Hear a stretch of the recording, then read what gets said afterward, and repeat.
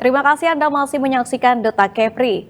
Seorang guru di Tanjung Pinang melaporkan dugaan kecurangan pada seleksi pegawai pemerintah dengan perjanjian kerja P3K. Oknum guru tersebut protes lantaran gugur pada seleksi P3K tahap 1 dikarenakan adanya peserta yang tidak memenuhi syarat.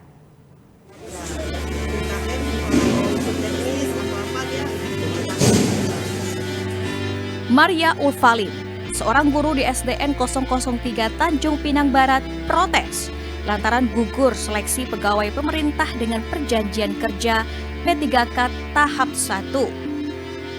Maria menduga ia gugur karena adanya praktik kecurangan dalam seleksi tersebut. Maria merasa tidak terima karena adanya oknum honorer tata usaha yang tetap dapat mengikuti seleksi meskipun tidak memenuhi syarat. Maria protes karena oknum honorer yang mengikuti seleksi P3K itu tidak pernah mengajar di kelas manapun di sekolah tersebut.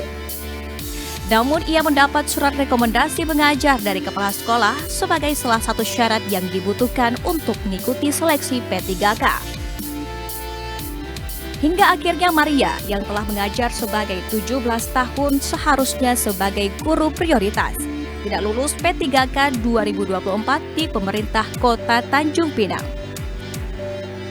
Akun prosesnya pusat BKN itu surat keterangan aktif, bukan pengalaman, tetapi keterangan aktif mengajar. Sedangkan ibu itu kan tidak aktif mengajar. Di dalam surat itu kan ada keterangan misalnya kelas atau ya guru kelas. Pak. Guru kelas, kelasnya ada. Kelas yang siapa lah? Yang diajar oleh ibu itu nggak ada. Tapi di Dapodik sesuai dengan pernyataan kepala sekolah, Dapodiknya itu ada. Dan dinas juga mengatakan memang Dapodik kelas 3C-nya itu ada. Tapi di realitanya di sekolahnya kelas itu nggak ada.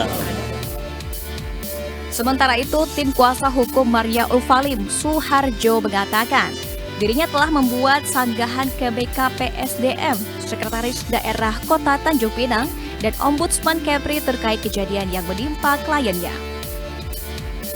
Pihak sekolah diduga melakukan manipulasi data, sehingga oknum honorer itu mendapat surat rekomendasi aktif mengajar. Sanggahan ini terkait dengan salah satu peserta seleksi yang dinyatakan telah lulus seleksi dan telah lulus pula dia mengikuti tes CAT.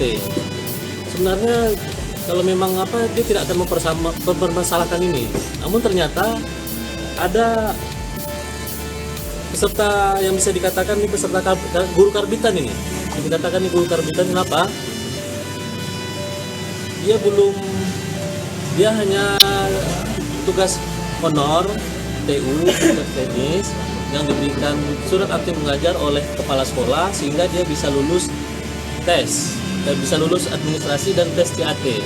Nah ini sangat disesalkan sekali. Kenapa? Karena banyaknya manipulasi data yang dilakukan agar diduga dia bisa mengikuti lulus administrasi dan ikut. Dari Nugraha melaporkan dari Tanjung Pinang.